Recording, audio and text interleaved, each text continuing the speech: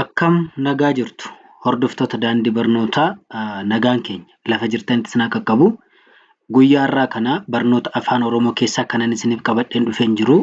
Kun akkuma mata duree irratti argitanii jechoota sagalee dheeraaf gabaabaa kan jedhu isiniif qabadheen dhufeen jira. Isa kanaaf wal keessa jechi tokko akkamitti dheerataa, jechi tokko immoo akkamitti gabaabbata kan jedhu garaagarummaa isaa duukaa isiniif qabannee dhufnee jirra. Isa kanaaf subscribe share gochuudhaan maatii keenya ta'a isin jenna. Namoonni barnoota afaan Oromoo qubeerraa kaastanii hanga barreessuuf dubbisuutti namoonni barachuu barbaaddan biyya keessaaf biyya alaa teessanii namoonni akka gaariitti barreessuudhaaf dubbisuudhaaf namoonni baruu barbaaddan karaa lakkoofsa bilbilaa fuula iskiriinii irratti argamu kanaan nu bilbiluudhaan barnoota keessan barachuu ni dandeessu.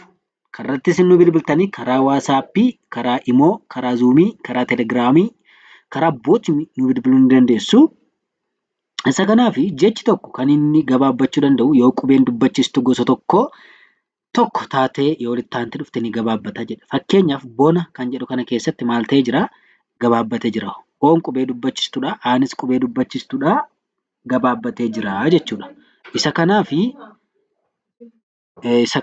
asirratti garaagarummaa guddaa qaba jechuudha. Bona yoo jiru hin gabaabbata. Deebii asitti immoo gaafa laallu boonaa jedha. Boonaa gaafa jedhu immoo oon qubee dubbachiistuudha dheeratee jira. Aanis qubee dubbachiistuudha dheeratee jira jechuudha. Garaagarummaa qaba. Jechi tokko gaafa dheeratuuf gaafa gabaabbatu garaagarummaa guddaatu isaan gidduutti argama jechuudha. Fakkeenyaaf bona gaafa jedhuu fi boonaa gaafa jedhu bona jechuun waqtiilee jiranidha. Boonaa jechuun immoo maqaa namaati jechuudha. Fakkeenyaaf gara lammaffaa kanatti gaafa gad deemnu laga jedha. Laga gaafa jedhu gabaabaadha.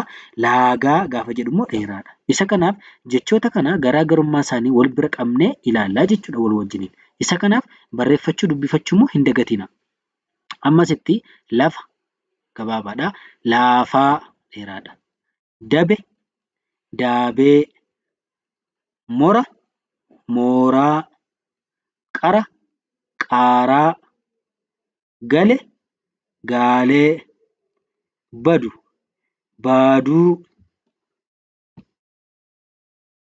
rafu, raafuu, bira, biiraa, daka, daakaa, gore, gooree, boru, booruu, goda, goodaa, gale, gaalee, bute, buutee,